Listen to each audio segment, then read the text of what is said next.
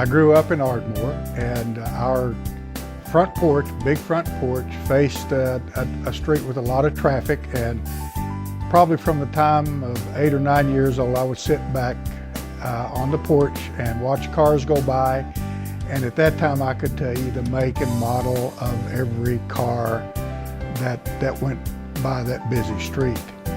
In 1954, when they were announcing the 54th Corvette, I got my dad to take me down to the Chevrolet dealership then, and lo and behold, they did have a 54 Corvette on the showroom, and I just instantly fell in love with it. A two-seater fiberglass car. I mean, how could you go wrong? Of course, here I am 10 years old. So that became my dream car, and sitting on the front porch from that point forward, I mostly just looked for Corvettes. Well, in 1966, I bought a 1962 black Corvette, and that was my first one. In fact, my wife and I, Judy, went on our honeymoon in that 1962 Corvette. So that was kind of my love, how I fell in love with Corvettes, and it just kind of grown from there. We've had several Corvettes since that time. We're in a Corvette club, and we're mostly into car shows, cruises. We like to go on cruises. We like to drive the cars. When we go on cruises, sometimes we'll go for like a lunch cruise. We'll drive to, say, Tulsa or Guthrie, anywhere, you know, just so we can get together as a club and have fun. We drive our Corvettes, we all line up, we try to stay together. Sometimes it's hard when you've got 40 Corvettes in a group, but we try to stay together as much as we can. We take the back roads. We don't like to go down the highway. We like to go Route 66 or any other back road that has this countryside so you can see. The members of the club, they all have a love for cars. They're all very good people. They're fun to be around. They like the camaraderie that we have. Everyone's different, but it's still a lot of fun, and just come to enjoy the people that we hang out with. Right now we have a 2010 Grand Sport, and that's our newest one. And here just about 2 years ago, we bought a 1972. That's the one I always wanted. I wanted a chrome bumper Stingray Corvette. We found an opportunity to get one of those, and we got it. So that's where we are now, and here she is sitting right behind us, and it's a fun car to drive, and we drive our cars. They have some little nicks, but if you're going to drive the cars, that's what you're going to get. The 2010 is mostly stock. We did a few things to it to make it our car, to make it unique. One, we had the calipers painted a candy apple red instead of the standard silver that they came in. And then under the hood, we wanted some artwork under the hood. So I thought about what the artwork could be and where we could find it and things like that. And I remembered that we were at the Corvette several years before, and there was a man there that was doing airbrush work on shirts, sweatshirts, t-shirts. He was doing custom airbrush work, and he asked me if I had some stuff that I wanted to do on it, and I told him that I did, and I told him about my favorite Bible verse that I wanted on there. I told him about the police patch that I wanted on there. I told him about the Law Enforcement Officers Memorial patch. And I told him about my military patches that I wanted to incorporate in this. And I told him I want to incorporate an eagle in flight. And we worked back and forth on the sketch on email for probably 8 or 9 months. And he did all the work within 2 or 3 months. Here comes UPS, and we opened it up and just sat there and just almost cried. Well, I guess we did cry, probably. It was just better than we could have even imagined. So the underhood artwork is the key, is a thing that makes that particular Grand Sport different from other black 2010 Grand Sport convertibles. This little jewel behind us I had been looking for. I'd had a C3 series before, the Stingray, basic Stingray body, but I'd never had one. We'd never had one that had chrome bumpers on it. I had just been looking mostly on the internet trying to find one, and I found one in December of 2015, November or December of 2015. I saw one advertised, and it advertised a 72 with 16,000 miles, original, one owner. It had been stored for 25 years. I called about it, and the area code was I think it was a 615 area code, which was in Nashville, Tennessee. So I called, the owner answered and said, "I'm sorry, I sold it yesterday." And I was just heartbroken, but I asked him about the car. I asked him a lot of questions, just like I was the buyer for it, but it just drew my interest. So I was just heartbroken, and I asked him, I said, "Can you tell me what you sold the car for?" And he told me, and my heart sank even lower. I thought, one day, and I missed out on what we had been looking for several years.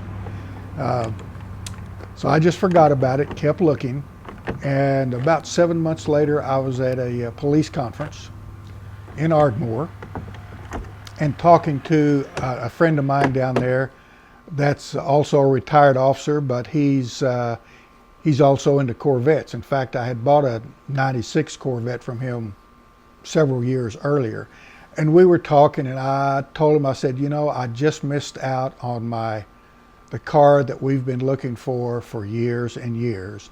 And he said, "Where is that car?" And I said, "Well, it's in Nashville, Tennessee."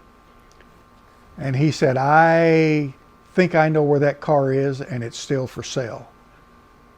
And he said, "I think it is in Stillwater because it didn't sell." And I said, "I don't think this would be the same one." And he says, "Well, there are not very many one owner 72s that have been stored for 25 years and that have 16,000 miles on them." At that time, I was convinced that this must be the same car that I had looked into months earlier. We headed to Stillwater and went to my friend's house up there that told me about the car, and we walked down to Ruth Brown's house, and she opened the garage door and pulled off a blue generic car cover, and here sits this little beauty right there. So as they were taking the cover off of it, we both looked at each other and our eyes got big, and we just trying to say, "Don't say anything." But, you know, both of us got excited. And so when he came over to me and he goes, "What do you think?" I said, "Get it." I spent about 2 hours going over it with a flashlight, inside, outside, underneath, and a lot of things were wrong with it. I went over and talked to my wife after that, and I said, "What do you think?" And she said, let's get it." So of course I was expecting the original price. So I told Mrs. Brown, I said, "We would like to buy this car." She said, "I'll have to get my son on the phone. It's his car, you'll have to talk to him." Okay. She got him on the phone, and I talked to him, explained who I was, and he said, yes, he remembered me calling the day after because I'd asked so many questions about it. And I said, "Okay, we would like to buy it." And he said, "Well, here's the deal." He said, "Because it didn't sell, I thought maybe I was asking too much for it. So I had it appraised, had Haggerty appraise it. They sent an appraiser over from Tulsa, and he appraised the car, and this is what he appraised it for. And I said, I can't pay that much money for that car.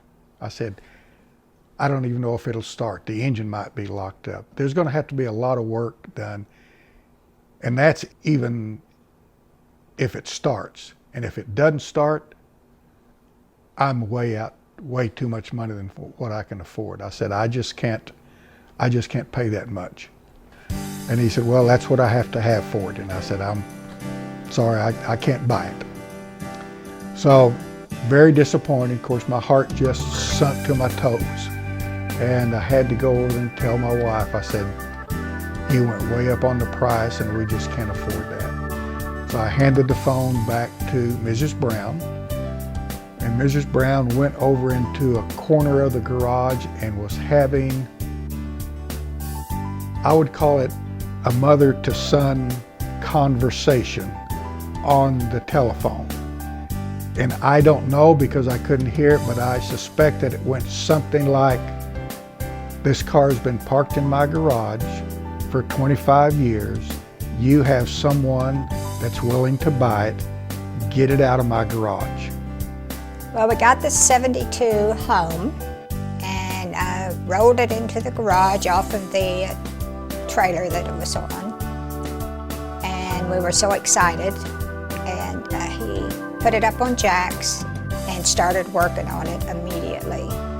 And for like 6 months, every spare minute he had, he was out working on the car. And he worked and worked. And finally one day I said, are you ever going to try to start it? He goes, well, yeah, but it's not quite ready yet. So I'd go another day or two. He'd say, it's almost there. I'd say, another day or two, I'd say, are you going to start it? No, not yet. It's not quite ready. I have to do another thing to it.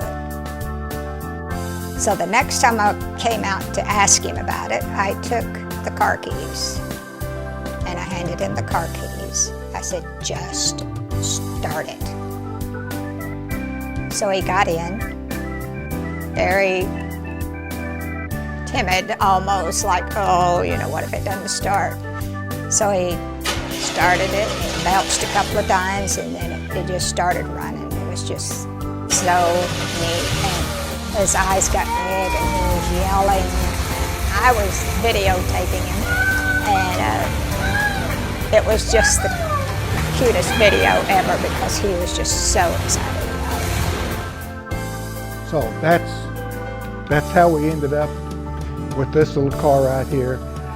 I was tickled to death with this car, and these will likely be our last 2 Corvettes. I think our family knows what fun we're having with the cars now. Also with the grandchildren growing up with them.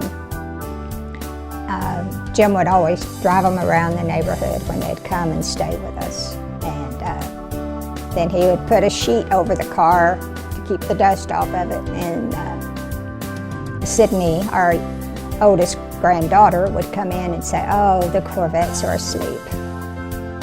And Jim would say, yes, they are, but we can wake them up, you know. So she'd put her sunglasses on and we'd go for a ride.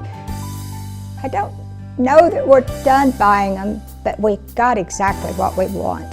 And when he mentions that he would like to have another one, I just look at him as, look at everything he put in to both of these cars and the artwork that's under the hood. I said, we've got it just like we want it.